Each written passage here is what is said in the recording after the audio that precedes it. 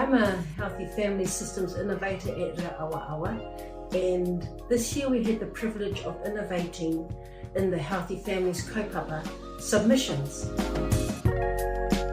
Of course, we couldn't go past the Treaty of Waitangi Principles Bill and the impact that it would have on kaumatua and their whānau. So we were fortunate that a very experienced, seasoned woman took the wānanga for us, gave us the whakapapa, the precedents, and then as a kaumatua group, we discussed how that impacts kaumatua at Rauawaawa, and we made our first submission.